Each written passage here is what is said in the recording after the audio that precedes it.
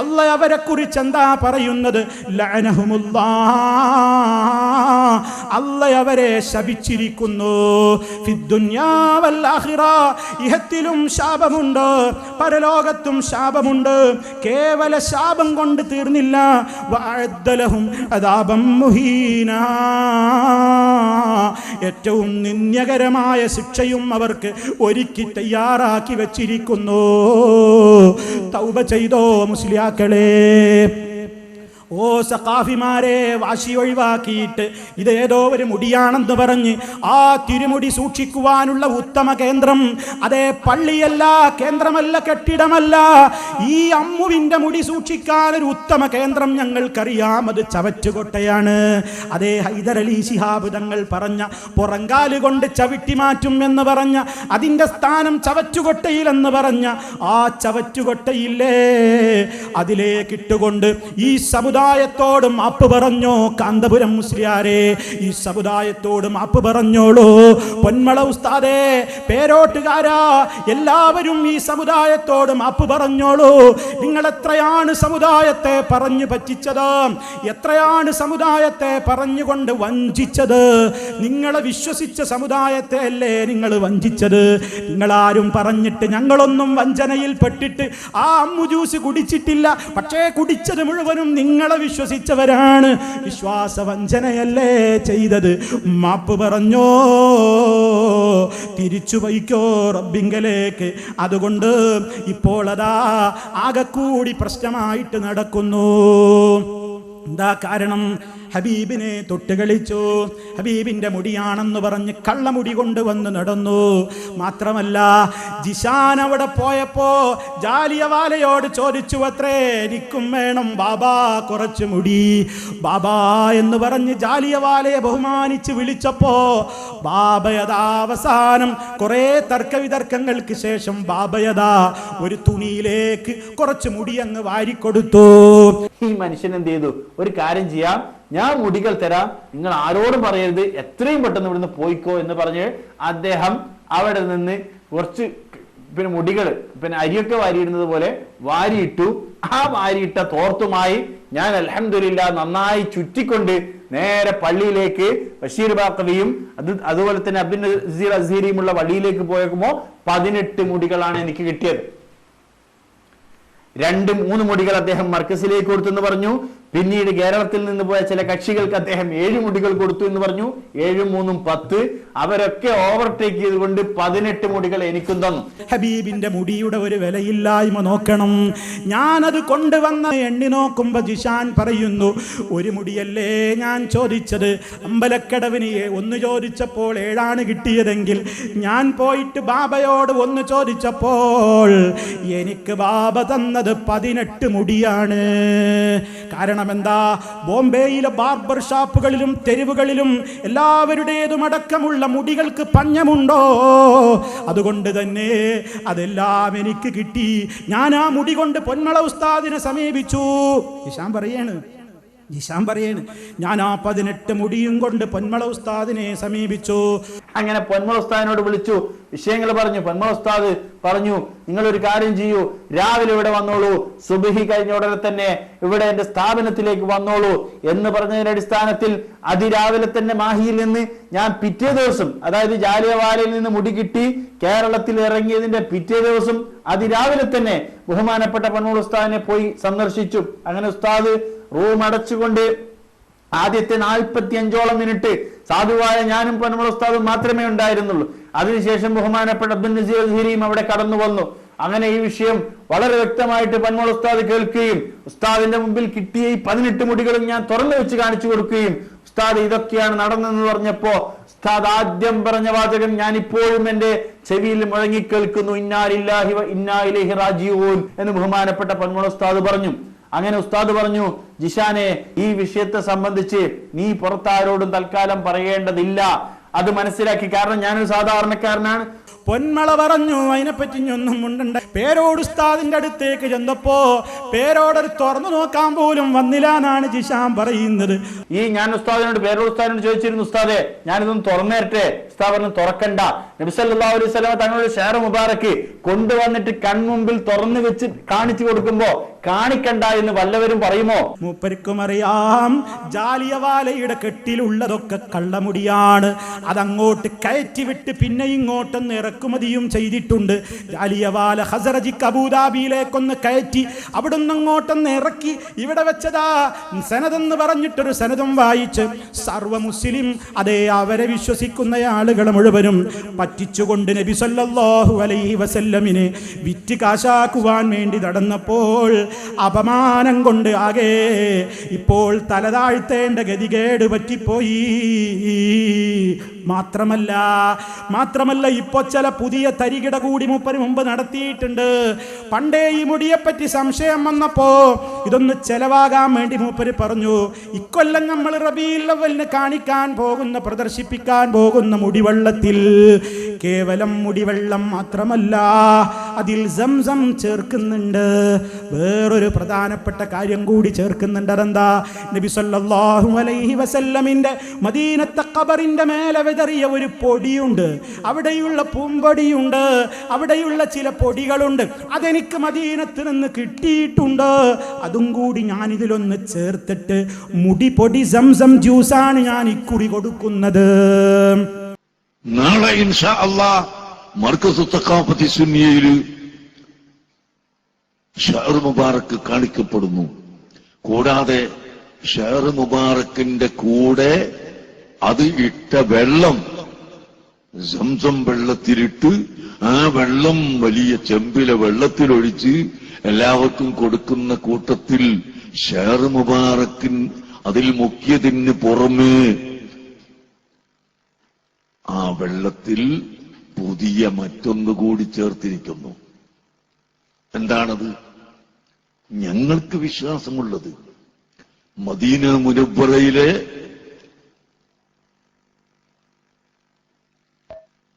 തുർബത്തുൽ ഹുജ്റത്ത് ശരീഫ അഷ്റഫുൽ ഖൽഖ് സല്ലല്ലാഹു അലൈഹി വസല്ലമ തങ്ങളുടെ ഖബർ ഷരീഫിന്റെ മുകളിൽ സാധാരണ തുടക്കാറുണ്ട്. ആ കമ്പിവലയുടെ ഉള്ളിലൂടെ കാറ്റ് കടക്കുകയും അതിലൂടെ പൊടി കടക്കുകയും ചെയ്യുമ്പോൾ ചെറിയ നേരിയ പൊടി അവിടെ ഉണ്ടാകും. അതിന്റെ പുറമേ അവിടത്തെ ആ ഖബർ ഷരീഫിന്റെ മുകളിൽ ചന്ദനത്തിന്റെ പൊടി ഇടാറുണ്ട്. അതെല്ലാം കൂടി എടുത്തിട്ട് മദീന മുനവ്വറയിലെ പ്രധാനപ്പെട്ട ആളുകൾ ആ റൗളത്തു ഷരീഫ് നോക്കുന്ന ആളുകളുടെ കൈവശത്തിലുള്ളതാണ്. അതാണ് തുർബത്തുൽ ഹുജ്റത്ത് ശരീഫ. അത് വിനീതനായ എനിക്ക് തന്നു. നാളെ നിങ്ങൾ കുടിക്കുന്ന വെള്ളത്തിൽ അതും കൂടി ചേർത്തിയതാണ് എന്ന് ഞാൻ നിങ്ങളോട് പറയുന്നു. ഇവൻ വല്ലാത്തൊരു പഴഞ്ചനാണ് എന്ന് പറഞ്ഞ പഴഞ്ചനായിക്കോട്ടെ. കുടിക്കാൻ കുറെ വിഡ്ഢികൾ ചെന്നു. പക്ഷേ ഇപ്പോഴും നിലനിൽപ്പില്ല. ഇപ്പൊ മൂപ്പരിക്കാകെ ബോധ്യമായപ്പോൾ ഇപ്പോൾ അടുത്ത ദിവസം ഒരു പുതിയ തന്ത്രം ഇങ്ങനെ തുടങ്ങിയിട്ടുണ്ട്.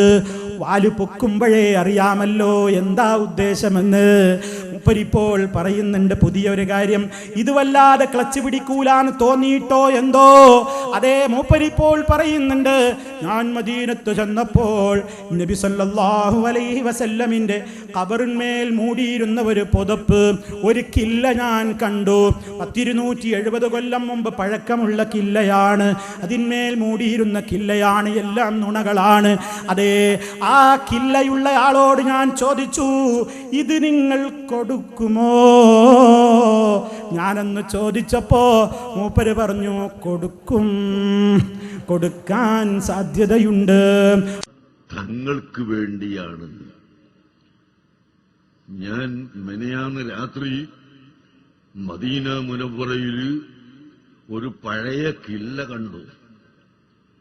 മദീനത്ത് നേരത്തെ എഴുതി ഇങ്ങനെ തൂക്കിയിട്ടിരുന്ന റസൂലുള്ളാഹി സ്വല്ലല്ലാഹു അലൈഹി വസല്ലം തങ്ങളുടെ ഖബർ ഷരീഫിന്റെ മുകളിൽ മൂടിയിരുന്ന ഒരു കുബ്ബ സൗദി ഭരണം വന്നിട്ടിപ്പോ ഏകദേശം 100 കൊല്ലത്തിന്റെ അടുത്തായി.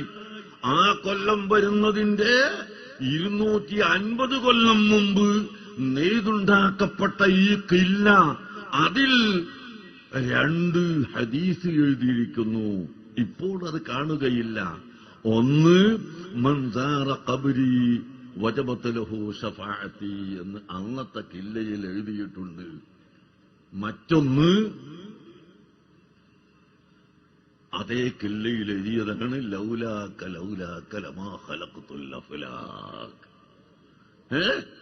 അപ്പൊ എത്രയായി? 260 360 കൊല്ലം മുമ്പ് മദീന മുനവറയിൽ അഷ്റഫുൽ ഖൽഖ് സല്ലല്ലാഹു അലൈഹി വസല്ലം തങ്ങളുടെ ഖബറു ശരീഫിന്റെ മുകളിൽ മൂടിയ ആ ഖില്ല, ആ കഷ്ണം, ആ വലിയ വിലപിടിപ്പുള്ള കഷ്ണം, ഞാനത് സൂക്ഷിച്ച ആളോട് ചോദിച്ചു, ഇത് നമ്മക്ക് തരുമോന്ന്.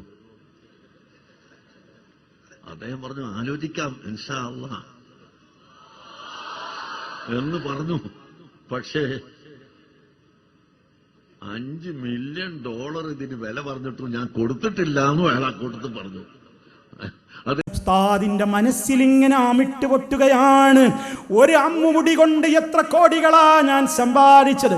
ഹബീബിന്റെ ഖബറിന്റെ മുകളിൽ പുതച്ച പുതപ്പൊന്ന് കിട്ടിയാൽ അത് നുറുക്കി നുറുക്കി നുറുക്കി നുറുക്കി കഷ്ണമായി കോടികൾ ഇങ്ങനെ മൂപ്പരും ഹക്കീം മോനും ഇങ്ങനെ സ്വപ്നം കാണുകയാണ്.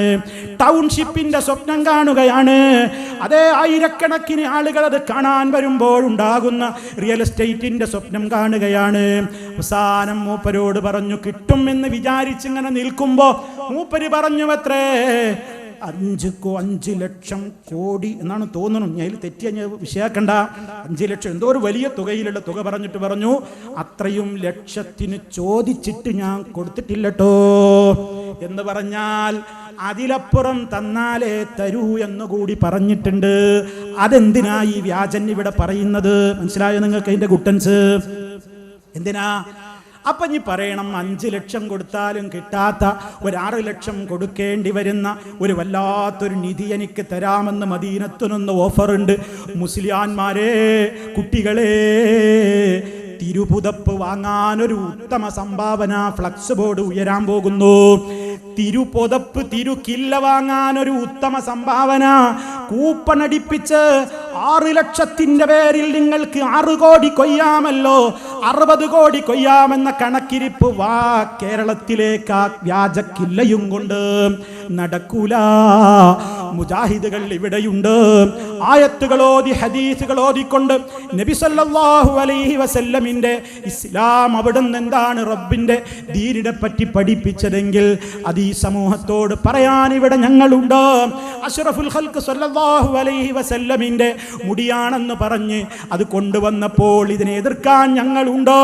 ഇപ്പൊ നബി സല്ലല്ലാഹു അലൈഹി വസല്ലമിന്റെ ചെരുപ്പ് കിട്ടൂല, കിട്ടാനില്ല. അപ്പൊ ഒരു ടിയാൻ എന്ത് ചെയ്തു? ചെരുപ്പിന്റെ മോഡലിൽ ഒരു ചിത്രം വരച്ചു. ചിത്രം വരച്ച് ചെരുപ്പിന്റെ ഫോട്ടോ എടുത്തു. ഫോട്ടോക്കൊരു ഫോട്ടോസ്റ്റാറ്റ് എടുത്തു. ആ ഫോട്ടോസ്റ്റാറ്റ് ഇങ്ങനെ വീട് വീണാന്തരം വിതരണം ചെയ്യുന്നു. ഹബീബിന്റെ ചെരുപ്പിന്റെ ഫോട്ടോയുടെ ഫോട്ടോസ്റ്റാറ്റാണ്. ഉമ്മമാരെ, പ്രസവവേദന അടുത്ത മക്കളെ കയ്യിൽ കൊടുത്തോ.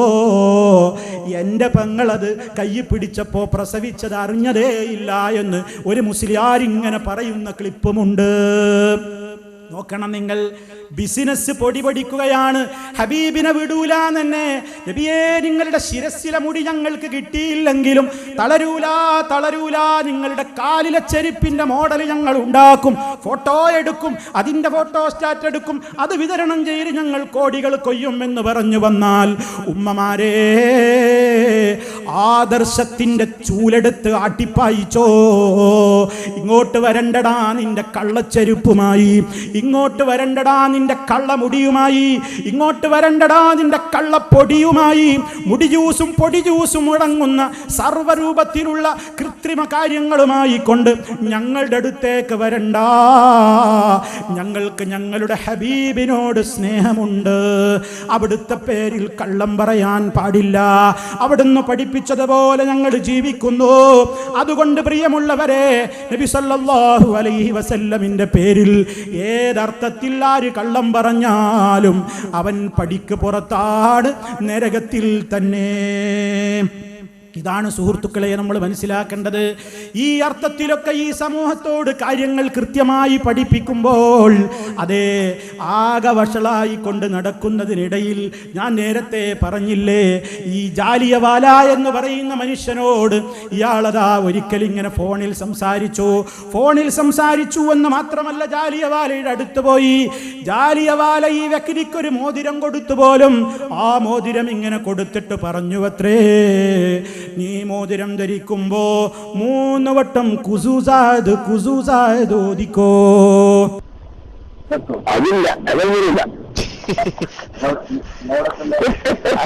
അയാൾ അറിയാണ്ട് കൊണ്ടുവന്നോണ്ടാണ് ഞാൻ പറയാൻ. ഇപ്പൊ കൊണ്ടുവന്നാൽ തന്നെ അയാൾ തൽക്കാലം പ്ലാസ്റ്റിക് ഇട്ട് തിരിച്ചാൽ മതി. കാരണം മൂപ്പർക്ക് ഗുരുവില്ലാതെ അതുവരെ ഓടാൻ അറിയില്ല. മൂപ്പരാണ്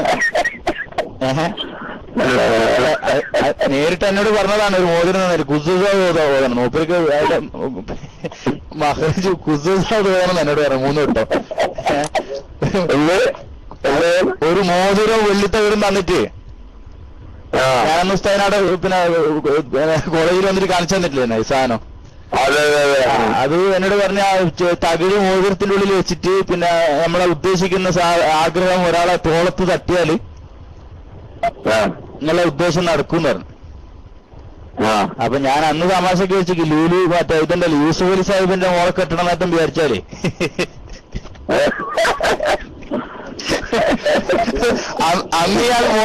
അന്നിയാള് മോതിരം വരുന്ന സമയത്ത് എന്നോട് പറഞ്ഞതാ 3 3 ബാർത്തും കുസുവാദ് പടും, അതായത് കുൽഹുവാദ് എന്നാണ് എനിക്ക് പിന്നെ മനസ്സിലായത്. പിന്നെ പറഞ്ഞ് അശ്വിനി പറഞ്ഞ ശരിയാണ്. അശ്വിനി പ്രസംഗത്തില് മലപ്പുറത്ത് പറഞ്ഞത് 30 കൊല്ലം മൂപ്പര് ഉറങ്ങിയിട്ടില്ല. കാരണം അത് ശരിയാണ്. ഞാൻ അന്വേഷിക്കുമ്പോൾ പിന്നെ വൈകുന്നേരം 6 മണി മുതൽ പിന്നെ പുലർച്ചെ 4 മണി വരെയാണ് മൂപ്പര് ഈ പിന്നെ ഇതിന്റെ ബിസിനസ് കേടാ നടക്കുന്നത്. മനസ്സിലായ നിങ്ങൾക്ക്? കുസുസായത് എന്നിട്ടൊരു സൂറത്തുണ്ട് ഖുർആനിൽ. ഞാനുണ്ട് കുസുസായത്. ഈ വിഡ്ഢിക്ക്, ഈ പച്ച ഫാസിഖിന് ഖുൽ ഹുവല്ലാഹു അഹദ് എന്ന സൂറത്തുൽ ഇഖ്ലാസ് നമ്മുടെ പൊന്നുമോൻ 2ാം ക്ലാസ്സിൽ പഠിക്കുന്ന പൊന്നുമോൻ ഖുൽ ഹുവല്ലാഹു അഹദ് എന്ന ആയത്ത് ഓതുന്നത് പോലും കാന്തപുരത്തിന് മുടി കൊടുത്ത, കാന്തപുരത്തിന്റെ കുതുബായ, കാന്തപുരത്തിന്റെ വലിയായ, കാന്തപുരത്തിന്റെ എല്ലാമായ ഖദരിയ ത്വരീഖത്തിന്റെ ശൈഖാണെന്ന് പറയുന്ന ഈ പച്ചവാല ഫാസിഖിന്റെ തൊള്ളയിൽ നിന്ന് ഖുൽ ഹുവല്ലാഹ് എന്ന മൊഴിയാനുള്ള ഇൽമു പോലും ഇല്ലാത്ത ഈ പമ്പര വിഡ്ഢി ഏൽപ്പിച്ച മുടിക്കെട്ടും കൊണ്ട് മർക്കസിൽ വന്നിട്ട് അത് വെള്ളത്തിലിട്ട് കുടിപ്പിച്ച മുസ്ലിയാരെ ആഖിറം വരാനുണ്ടെന്നേ പറയാനുള്ളൂ. അതുകൊണ്ട് പരലോകം വേണോ? രക്ഷപ്പെട്ടോ? പരലോകം വേണോ? തൗഹീദ് മനസ്സിലാക്കിക്കൊണ്ട് അതേ അതിൻ്റെതായ ശരിയായ രൂപത്തിലേക്ക് മടങ്ങിക്കോ. നബി സല്ലല്ലാഹു അലൈഹി വസല്ലമിനോട് സ്നേഹമുണ്ടോ? അവിടുത്തെ പേര് കേൾക്കുമ്പോൾ ആവർത്തിച്ച് ചൊല്ലിക്കോ സ്വലാത്ത്. മൻ സ്വല്ലാ അലയ്യ സ്വലാത്തൻ സ്വല്ലല്ലാഹു അലൈഹി ബിഹാ അശറാ. ആരെങ്കിലും എനിക്ക് വേണ്ടി ഒരു തവണ സ്വലാത്തിനെ ചോദിച്ചാൽ അല്ലാഹു അവന് 10 ഗുണം പ്രദാനം ചെയ്യുന്നു. നമ്മൾ മനസ്സിലാക്കണം. ഏതവസരത്തിലും അതാ അവിടുത്തെ വേണ്ടി സ്വലാത്ത് ചൊല്ലുന്നു, അവിടുത്തെ പേര് കേൾക്കുമ്പോൾ അവിടുത്തെ ഗുണത്തിന് വേണ്ടി പ്രാർത്ഥിക്കുന്നു. അതല്ലേ മുസ്ലിമീങ്ങൾ ചെയ്യേണ്ടത്? അതിനൊരു സ്ഥലം സജ്ജമാക്കണ്ട. നബി സല്ലല്ലാഹു അലൈഹി വസല്ലമിന്റെ സ്വലാത്ത് ചൊല്ലണം എന്ന് പഠിപ്പിച്ച സഹാബിമാരോട് വരൂ ഞാനൊരു പന്തലൊരുക്കാം മദീനയിൽ, വരൂ ഞാനൊരു പന്തലൊരുക്കാം മദീനയിൽ. നബി സല്ലല്ലാഹു അലൈഹി വസല്ലം വിളിച്ചു വരുത്തിയിട്ട് ഒരു സ്വലാത്ത് ഹൽഖ രൂപീകരിച്ചിട്ടില്ല, ഒരു സ്വലാത്തിന്റെ മജ്ലിസ് രൂപീകരിച്ചിട്ടില്ല. അതുകൊണ്ട് സ്വലാത്ത് ചൊല്ലിക്കോ ഒറ്റയായി. അതേ ഓരോ അവസരങ്ങളിലും പ്രത്യേകം നിർദ്ദേശിക്കപ്പെട്ട സ്ഥലങ്ങളുണ്ട്, അവിടെ പ്രത്യേകം പുണ്യം വിചാരിച്ച് ചൊല്ലിക്കോ. അതല്ലാത്ത അവസരങ്ങളിലും അവസരം കിട്ടുമ്പോഴൊക്കെ ചൊല്ലിക്കോ. പക്ഷേ നബി സല്ലല്ലാഹു അലൈഹി വസല്ലം നമ്മുടെ ജീവിതത്തിൽ ഇടപെട്ടുകൊണ്ടിരിക്കുകയാണ്. നമ്മുടെ പ്രയാസങ്ങളൊക്കെ അള്ളാന്റെ റസൂൽ തീർത്തു തന്നുകൊണ്ടിരിക്കുകയാണ്. അതേ അവിടുന്നാണ് ബുദ്ധിമുട്ടുകൾ നീക്കിത്തരുന്നത്, അവിടുന്നാണ് ആഗ്രഹങ്ങൾ സഫലീകരിച്ച് തരുന്നത് എന്നൊക്കെയുള്ള അർത്ഥങ്ങൾ വരുന്ന നാരിയ സലാ സലാത്താകുന്ന ആ വിശ്വാസപ്രകാരമുള്ള ശിർക്കൻ സലാത്ത് വേണ്ട, കെഞ്ചുൽ അർശ് വേണ്ട. അതേ അതുപോലെയുള്ള മറ്റു സലാത്തുകൾ നബി സല്ലല്ലാഹു അലൈഹി വസല്ലമിനെ നേരിട്ട് വിളിക്കുന്ന, അതേ അവിടുത്തെ മുഅ്ജിസത്തിന്റെ അടിസ്ഥാനത്തിൽ നബിയോട് സഹായം തേടുന്ന നാരിയ സലാത്താണെന്ന് നെല്ലിക്കുത്ത് പറഞ്ഞ സലാത്ത് അവിടെ വെച്ചാ മതി. അത് മുസ്ലിമീങ്ങൾക്കിടയിൽ ചെലവാക്കാൻ നോക്കണ്ട. അവിടുന്ന് പഠിപ്പിച്ച സലാത്ത്, അർത്ഥത്തിനും ആശയത്തിനും തകരാറില്ലാത്ത സലാത്ത്, അത് ചൊല്ലിക്കോ. അത് തന്നെ പണപ്പിരിവിന് വേണ്ടിയുള്ള സലാത്തല്ല, ആളെ കാണിക്കാനുള്ള സലാത്തല്ല. പരലോകത്തെനിക്ക് പ്രതിഫലം കിട്ടണം എന്ന നിലയ്ക്ക് സ്വലാത്ത് വർദ്ധിപ്പിച്ചോ. അങ്ങനെ ഹബീബ് സല്ലല്ലാഹു അലൈഹി വസല്ലം കാണിച്ചു തന്ന രൂപത്തിൽ, ആ രൂപത്തിലല്ലാതെ സലാത്തിനും ദിക്റിനുമൊക്കെ ഒരു മജ്‌ലിസ് ഉണ്ടാക്കി, ഒരു പ്രത്യേകമായ സ്ഥലമുണ്ടാക്കി, അവിടെ കാണും പെണ്ണും ഒഴുകി വന്ന്, ഓ സഹോദരിമാരെ, അല്ലാഹുവിൻ്റെ പള്ളികളിലേക്ക് ഇസ്ലാമിക വേഷവും ധരിച്ചുകൊണ്ട് പെണ്ണ് പോയാൽ, നിസ്കരിക്കാൻ പോയാൽ, ജുമുഅക്ക് പോയാൽ ഹറാം തന്നെ എന്ന് പറയുന്നവരവസ്ഥയിലേക്ക് അതേ സമൂഹം എത്തിയെങ്കിൽ നിങ്ങൾ നിങ്ങളുടെ പരലോകം രക്ഷിച്ചോ. നബി സല്ലല്ലാഹു അലൈഹി വസല്ലമിന്റെ പിന്നിൽ സ്വഹാബാ സ്ത്രീകൾ സുബഹി അടക്കമുള്ള ജമാഅത്തിൽ വന്നിട്ടുണ്ട്, അതുപോലെ തന്നെ ജുമുഅക്ക് വന്നിട്ടുണ്ട്. അതേ ആ അർത്ഥത്തിലൊക്കെ ഇസ്ലാം അനുവദിച്ച കാര്യത്തെ നിഷിദ്ധമാക്കാൻ ഒരാൾക്കും അധികാരമില്ല. എന്നിട്ടിതാ പലരും എന്തു പറയുന്നു, ദിക്ർ ഹൽക്കക്ക് പെണ്ണുങ്ങൾ പുറത്തു പോകുന്നു, സലാത്ത് മജ്‌ലിസിലേക്ക് പെണ്ണുങ്ങൾ പുറത്തു പോകുന്നു. പെണ്ണിന് വീട്ടിൽ വെച്ച് നിർവഹിക്കാൻ കഴിയാവുന്ന ഒരു കാര്യത്തിനും പെണ്ണ് പുറത്തേക്ക് ഇറങ്ങാൻ പാടില്ലെന്നല്ലേ മുസ്ലിയാക്കന്മാർ വരെ ചിലപ്പോൾ ഫത്വ കൊടുക്കുന്നത്. പിന്നെ എങ്ങനെയാ ഉമ്മമാരെ, നിങ്ങൾ ദിക്ർ ചൊല്ലിക്കോ വീട്ടിൻ്റെ അകത്തിരുന്ന്, നിങ്ങൾ സ്വലാത്ത് ചൊല്ലിക്കോ. മുസ്ലിമേ, ഒരു ദിവസത്തിൽ രാവിലെ എഴുന്നേറ്റ് രാത്രി ഉറങ്ങുന്നതിനിടക്ക് നൂറുകണക്കിന് ദിക്റുകൾ, ദുആകൾ നമുക്ക് നിർവഹിക്കാനില്ലേ? അതൊക്കെയും അർത്ഥമറിഞ്ഞുകൊണ്ട് നമ്മൾ ചൊല്ലണം.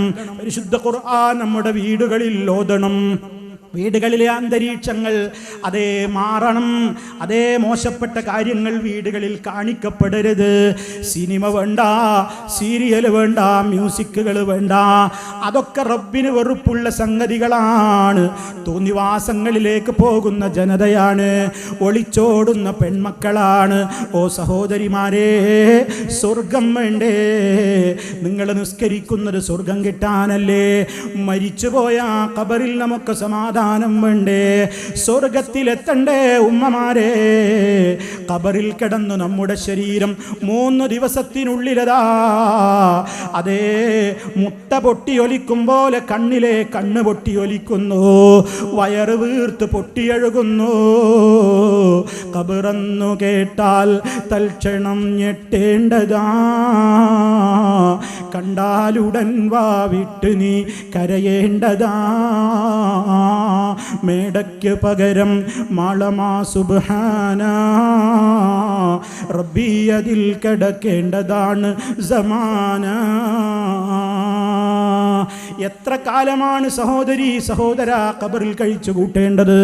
അതുകൊണ്ട് ആ ഖബറിലേക്ക് വെക്കുന്ന ശരീരം, ആ ശരീരത്തിന് പടച്ചവന്റെ പ്രത്യേകമായ അതേ അവന്റെ ആ പ്രത്യേകമായ പ്രതിഫലത്തിന് അർഹരാകുന്ന ആത്മീയമായ നിലക്ക് നിർവൃതി കിട്ടുന്ന സ്വർഗീയ കാഴ്ചകൾ കണ്ടുകൊണ്ട് ഖബറിൽ കിടക്കാൻ സാധിക്കണമെങ്കിൽ പെണ്ണേ, ഒരു ന്യായവും പറഞ്ഞുകൊണ്ട് അന്യയാണ് കാണുന്ന നിലക്ക് പുറത്തിറങ്ങുമ്പോ ഔറത്ത് കാണിച്ച് നടക്കല്ല.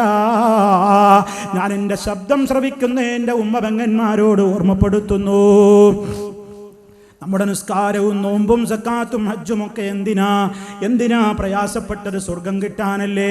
എന്നാൽ നബി സല്ലല്ലാഹു അലൈഹി വസല്ലം പറയുന്നത്, നിസാഉൻ കാസിയാത്തുൻ അരിയാത്തുൻ മൈലാത്തുൻ മുമീലാത്തുൻ റൂസുഹുന്ന കാസ്നിമത്തിൽ ബുഖ്തിൽ മൈല ലാ യദ്ഖുൽനൽ ജന്നത വലാ യജിദ്ന റീഹഹാ. എത്രയോ പെണ്ണുങ്ങളുണ്ട്, അവർ വസ്ത്രം ധരിച്ചിട്ടുണ്ട്, എന്നാലോ ധരിച്ചിട്ടുമില്ല. കാരണം ഉള്ളിലുള്ളത് മുഴുവനും തെളിഞ്ഞു കാണുന്ന നേരിയ വസ്ത്രമാണ്. ശരീരത്തിൻ്റെ ഉയർച്ച താഴ്ചകൾ കാണുന്ന ടൈറ്റുള്ള വസ്ത്രമാണ്. മുടി പ്രദർശിപ്പിക്കുകയാണ്, മാറ് കാണിക്കുകയാണ്, അടിവയറും മുഴം കൈയും കാണിക്കുകയാണ്. അതേ ആഭരണം ധരിച്ചതിൻ്റെ കിലുക്കം കാലുകൾ കൊട്ടിക്കൊണ്ട് കേൾപ്പിക്കുകയാണ്, വളകിലുക്കം നടത്തിക്കൊണ്ട് കേൾപ്പിക്കുകയാണ്. അന്യ ആണുങ്ങളുമായി കൊഞ്ചിക്കുഴഞ്ഞ് ഫോണിലും അല്ലാതെയും സംസാരിക്കുകയാണ്. അതേ അന്യ ആണുങ്ങളോട് ഇടപഴകുമ്പോൾ നമുക്കൊരു നിയമമില്ലേ ഉമ്മമാരെ? സംസാരിക്കുമ്പോൾ ഒരു നിയമമില്ലേ? അവരുടെ മുമ്പിൽ പ്രത്യക്ഷപ്പെടുമ്പോൾ ഒരു നിയമമില്ലേ? ആ നിയമത്തിന് വിരുദ്ധമായി സംസാരിക്കുകയോ ഇടപെടുകയോ വസ്ത്രം ധരിച്ച് മുന്നിലേക്ക് വരികയോ ചെയ്താൽ ലാ യദ്ഖുൽനൽ ജന്ന, സ്വർഗ്ഗത്തിൽ ആ സഹോദരിമാരെ പ്രവേശനമില്ലെന്ന് മാത്രമല്ല വലാ യജിദ്ന റീഹഹാ, ആ സ്വർഗ്ഗത്തിന്റെ മണം പോലും അത്തരം പെണ്ണുങ്ങൾ ആസ്വദിക്കൂല. ഇതെൻ്റെ സഹോദരിമാര് മനസ്സിൽ വെക്കണം, രക്ഷിതാക്കൾ മനസ്സിൽ വെക്കണം. നമ്മുടെ പെൺമക്കള്, നമ്മുടെ ഭാര്യമാര്, നമ്മുടെ ഉമ്മമാര്, നമ്മുടെ പെങ്ങന്മാര് അവർ നരകത്തിൽ പോയിക്കൂടാ, അവർ നരകത്തിൽ പോയിക്കൂടാ. അവരുടെ കർമ്മങ്ങളാകെ നശിച്ചുകൊണ്ട് പരലോകത്തവർ നഷ്ടക്കാരായി പോയിക്കൂടാ. അതുകൊണ്ട് ഉമ്മമാരെ, വീട്ടിൽ ഒരു പക്ഷേ അസൗകര്യങ്ങൾ ഉണ്ടാകും, പുറത്തിറങ്ങിയ പലപ്പോഴും ആളുകൾ കാണും. എന്നാലും കഴിയുന്നത്ര സൂക്ഷ്മത പാലിച്ചുകൊണ്ട് പുറത്തിറങ്ങുമ്പോൾ പടച്ച റബ്ബേ, നിനക്കിഷ്ടമില്ലാത്തത് ഞാൻ ചെയ്താൽ മരണനേരം മുതൽ ഞാൻ അനുഭവിക്കണമല്ലോ. ഏത് സമയത്താ മരിക്കുക എന്നറിയില്ലല്ലോ. ഞാൻ ആവർത്തിക്കുന്നില്ല, എല്ലാവർക്കുമുള്ള മരണം. ആ മരണം കഴിഞ്ഞാലുള്ള ഖബർ, അതും കഴിഞ്ഞാലുള്ള പരലോകം, അവിടെ നമുക്ക് രക്ഷപ്പെടണ്ടേ? അവിടെ ചോദ്യമില്ലേ, നിന്റെ ആയുസ് എന്തിനു വേണ്ടി ചെലവഴിച്ചു? ഓരോ മനുഷ്യനും അവൻ്റെ ആയുസ് ഏത് സമയത്തിനാ ചെലവഴിച്ചത്? എന്ത് കേട്ടിട്ട് എന്ത് കണ്ടിട്ടാ ചെലവഴിച്ചത്? യൗവനം ഏത് കാര്യത്തിന് വേണ്ടിയാ ചെലവഴിച്ചത്? യുവാക്കളെ, യുവതികളെ, പണം എന്തിനു വേണ്ടി ചെലവഴിച്ചു? എവിടെ നിന്നാടോ നീ പണം ഉണ്ടാക്കിയത്? ഏത് മാർഗത്തിലാണോ നീ ചെലവഴിച്ചത്? അതിനെക്കുറിച്ചൊക്കെ ചോദ്യമുണ്ട്. ആ ചോദ്യത്തിന് മറുപടി പറയാതെ വെച്ച കാല് മുന്നോട്ട് വയ്ക്കാൻ വകുല്ലുഹും ആതീഹി യൗമൽ ഖിയാമത്തി ഫർദാ, ഒറ്റക്കൊറ്റക്ക് റബ്ബിന്റെ കോടതിയിൽ പോയി അവനവന്റെ കാര്യത്തിൽ സമാധാനം ബോധിപ്പിക്കേണ്ട ദിനത്തിൽ ആരുണ്ട് സഹോദരാ, സഹോദരി, നമുക്ക് രക്ഷയും കൂട്ടിനുമായിട്ട്? അതുകൊണ്ട് നന്നായിക്കോളൂ, നിങ്ങൾ പഠിക്കണം, സന്മാർഗം എന്താണെന്ന് പഠിക്കണം, ഖുർആനിൻ്റെ അർത്ഥം പഠിക്കണം, തെറ്റുകൂടാതെ ഓതാൻ പഠിക്കണം, അതിൻ്റെ അർത്ഥം പഠിപ്പിക്കുന്ന സദസ്സുകളിൽ നിങ്ങൾ പോകണം, നിങ്ങളുടെ മക്കളെ പറഞ്ഞേക്കണം, കുടുംബസമേതം നിങ്ങൾ ഖുർആൻ പഠിക്കണേ, ഹദീസ് പഠിക്കണേ. ഹദീസുകളോട് പുച്ഛമുള്ള ഒരു ലോകത്താ ജീവിക്കുന്നത്. നബി സല്ലല്ലാഹു അലൈഹി വസല്ലമിൻ്റെ ഹദീസുകളെ പുറങ്കാലുകൊണ്ട് ചവിട്ടി തീർക്കുന്ന, ഖബറിൽ ശിക്ഷയുണ്ടെന്ന് പഠിപ്പിച്ച മുത്ത് മുസ്തഫ സല്ലല്ലാഹു അലൈഹി വസല്ലമിന്റെ അധ്യാപനം കേട്ട് ഉമ്മമാരെ, സഹോദരി സഹോദരന്മാരെ, 5 നേരത്തെ നിസ്കാരം തീരുന്നതിന്റെ മുമ്പും മനസ്സ് പൊട്ടിക്കൊണ്ട് നമ്മൾ പറയുന്നുണ്ട്, അല്ലാഹുമ്മ ഇന്നി അഊദു ബിക മിൻ അദാബിൽ ഖബർ, ഖബർ ശിക്ഷയിൽ നിന്ന് നിന്നോട് ഞാൻ കാവൽ ചോദിക്കുന്നു. എന്നാൽ മുജാഹിദുകൾ ജിന്നിനോട് പ്രാർത്ഥിക്കുന്നവരാണെന്ന് പറയുന്ന, അത് പ്രചരിപ്പിക്കുന്ന, പുതിയ കൂട്ടുകാരെയും കൊണ്ട് നടക്കുന്ന ആ മടപൂരി ഭാഗത്തിലെ സുഹൃത്തുക്കളുടെ പണ്ഡിതന് അബ്ദുസ്സലാം സുല്ലമി എന്ന് പറയുന്ന മനുഷ്യന് ആ ഖബർ ശിക്ഷ ശരിയല്ലത്രേ. ഖബർ ശിക്ഷ ഖുർആൻ വിരുദ്ധമാണ് പോലും. ഇന്നാലില്ലാഹ്. ഇതുപോലെ എത്രയെത്ര ഹദീസുകളെ തള്ളുന്നു, സംസമിന്റെ പ്രാധാന്യം തള്ളുന്നു, പരലോകത്തുള്ള മീസാനിനെ, തുലാസിനെ തള്ളുന്നു. അവിടെ വിശ്വാസികൾക്കും അവിശ്വാസികൾക്കും ഭേദിച്ച് മുന്നോട്ട് പോകേണ്ട സിറാത്ത് പാലത്തെ തള്ളുകയാണ്. നബി സല്ലല്ലാഹു അലൈഹി വസല്ലമിന്റെ കാലത്ത് നടന്ന ചന്ദ്രൻ പിളർന്ന അത്ഭുതകരമായ മുഅ്ജിസത്തിനെ തള്ളുകയാണ്. ഇങ്ങനെ എത്ര ഹദീസുകളെ തള്ളുന്നു. 60 ഹദീസ് ഞാൻ തള്ളിയിട്ട് ആർക്കാ ഛേദമെന്ന് വീരവാദം മുഴക്കുന്നു. അല്ലാഹു നന്നാക്കട്ടെ. ആരെയും കുറ്റപ്പെടുത്താനല്ല, വേദന കൊണ്ട് പറയുകയാണ്. അതേ ഓ മുജാഹിദുകളെ, സർവശക്തനായ റബ്ബ് പഠിപ്പിച്ചു തന്ന ദീന്, അത് നബി സല്ലല്ലാഹു അലൈഹി വസല്ലം പഠിപ്പിച്ചു തന്നാൽ പിന്നെ അവിടുന്ന് പറഞ്ഞോ ഇല്ലേ എന്നേ പരിശോധിക്കേണ്ടതുള്ളൂ. പറഞ്ഞു എന്നുറപ്പ് പടപ്പാണെങ്കിൽ പിന്നെ എൻ്റെ ബുദ്ധിക്ക് കൊള്ളുമോ, എൻ്റെ ബുദ്ധിക്ക് യോജിക്കുമോ എന്ന പരിശോധന പോലും അസ്ഥാനത്താണ്. നമ്മുടെയൊക്കെ കൊച്ചു ബുദ്ധി എന്തിനാ കൊള്ളുക? സർവശക്തനായ അലീമായ ഖബീറായ റബ്ബ് വഹി അറിയിച്ചു കൊടുത്തിട്ട് നമ്മുടെ ഹബീബ് പറഞ്ഞ ഒന്നിൽ പിന്നെ അല്പന്മാരായ നമ്മുടെ ബുദ്ധിക്കൊരു പ്രവേശനമോ? ചിന്തിച്ചോ? അവിടുന്ന് പറഞ്ഞതിനെ സമിഅനാ ഞങ്ങൾ കേട്ടിരിക്കുന്നു, വാതഅനാ ഞങ്ങൾ അനുസരിച്ചിരിക്കുന്നു എന്ന് പറയുന്ന അതേ യഥാർത്ഥമായ മുജാഹിദുകളിലേക്ക് മടങ്ങി വന്നോ? പരിശുദ്ധ ഖുർആനും നബി സല്ലല്ലാഹു അലൈഹി വസല്ലമിന്റെ ഹദീസുകളും അതാദ്യമായി കേട്ട സ്വഹാബത്ത് മനസ്സിലാക്കിയതുപോലെ മനസ്സിലാക്കിക്കൊണ്ടത് പ്രയോഗവൽക്കരിച്ച് അത് പ്രബോധനം നടത്തുന്ന ലെറ്റർ പേഡും സീലുമൊന്നും തൽക്കാലമില്ലെങ്കിലും അധികാരം തൽക്കാലമില്ലെങ്കിലും അതെല്ലാം ഉള്ളവനായ സർവശക്തനായ റബ്ബ് കനിഞ്ഞരുളിത്തരുന്ന ഇതുപോലെയുള്ള ദഅ്വാ സംരംഭങ്ങൾ അതും കൊണ്ട് മുന്നോട്ട് പോയിക്കോ. പടച്ച റബ്ബിന്റെ കാവലുണ്ട്, അല്ലാഹുവിന്റെ സഹായമുണ്ട്. പടച്ച റബ്ബാണ് സഹായിക്കുന്നവൻ. അവന്റെ ദീനിനെ സഹായിച്ചാൽ എവിടെയും നാം തളരേണ്ടി വരില്ല, പതറേണ്ടി വരില്ല. ആര് നിങ്ങളെ നോക്കിയിട്ട് എന്ത് കുറ്റപ്പേര് വിളിച്ചു പരിഹസിച്ചാലും മനസ്സ് വിഷമിക്കല്ല. അള്ളാന്റെ മാർഗത്തിലാ നിങ്ങൾ കേൾക്കുന്നത്. നിങ്ങൾ ചെയ്യാത്തതാ നിങ്ങളുടെ പേരിൽ ആരോപിക്കുന്നത്, നിങ്ങൾ അറിഞ്ഞിട്ടില്ലാത്തതാ നിങ്ങളെ പറഞ്ഞ് പരിഹസിക്കുന്നത്. കേൾക്കുമ്പോ പതറിപ്പോകണ്ട, ഉറച്ചു വിശ്വസിച്ചോ. അല്ലാഹ് പറഞ്ഞിട്ടുണ്ട്, പലതും കേൾക്കേണ്ടി വരും, ധാരാളം കേൾക്കേണ്ടി വരും, പലരിൽ നിന്നും കേൾക്കേണ്ടി വരും. അപ്പോഴൊന്നും ഒളിച്ചോടി പ്രവർത്തന രംഗത്ത് നിന്നും അടുത്ത് പിന്മാറണ്ട. എവിടെ നിന്ന് പുറത്താക്കപ്പെട്ടാലും ഉറച്ചു നിന്നോ. മാലിക്കുൽ മുലൂക്കായ റബ്ബുൽ ആലമീൻ, രാജാതിരാജനായ റബ്ബുൽ ആലമീൻ, അവന്റെ ഖജനാവിൽ തന്നാൽ തീരാത്തത്ര ബാക്കിയാണ്, അവന്റെ കയ്യിൽ കൊടുത്താൽ തീരാത്തത്ര ബാക്കിയാണ്, അവന്റെ അധികാരം അവിടെ ബാക്കിയാണ്.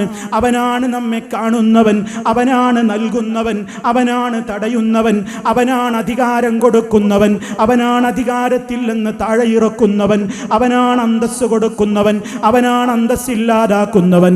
അവനിൽ തവക്കുലാക്കി മുന്നോട്ട് പോയാൽ ആരെന്ത് പറഞ്ഞാലും അതൊക്കെ എൻ്റെ നന്മയുടെ റിക്കാർഡിൽ എനിക്ക് ഗുണമായി എൻ്റെ റബ്ബ് രേഖപ്പെടുത്തും എന്ന് ഉറച്ചു വിശ്വസിച്ചോ.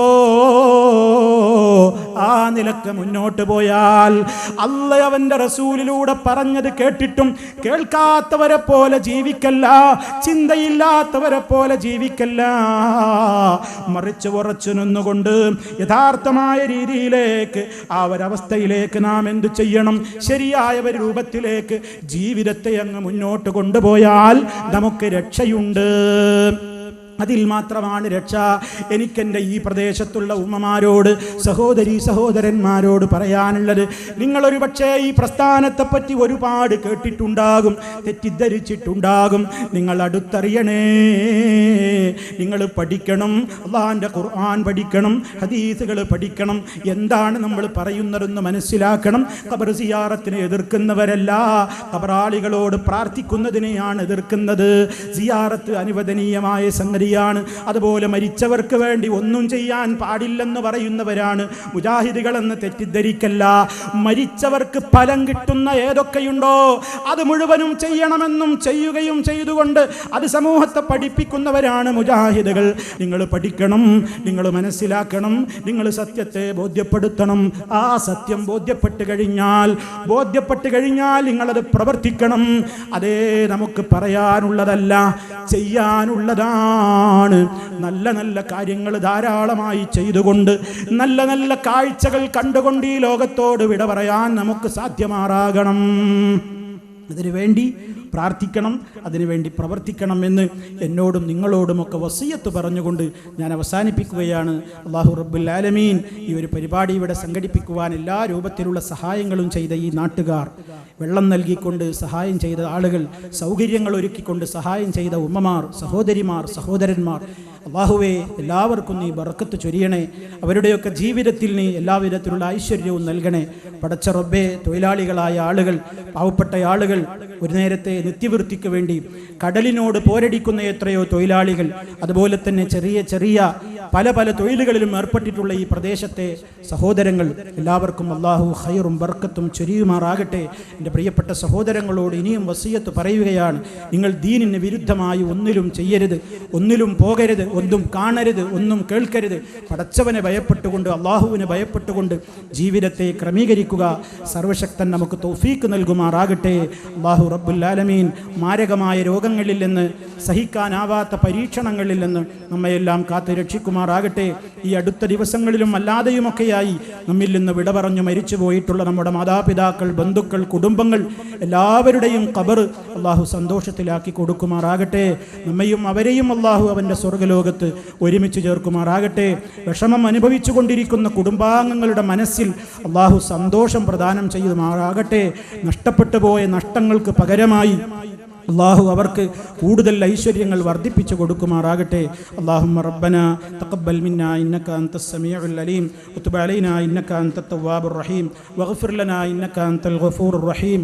അല്ലാഹുമ്മ തവഫനാ മുസ്ലിമീന വഅൽഹിഖ്നാ ബിസ്സാലിഹീൻ വൽഹംദുലില്ലാഹി റബ്ബിൽ ആലമീൻ. അല്ലാഹുമ്മ സ്വല്ലി അലാ മുഹമ്മദിൻ വഅലാ ആലി മുഹമ്മദ്. വസ്സലാമു അലൈക്കും വറഹ്മത്തുള്ളാഹി വബറകാതുഹു.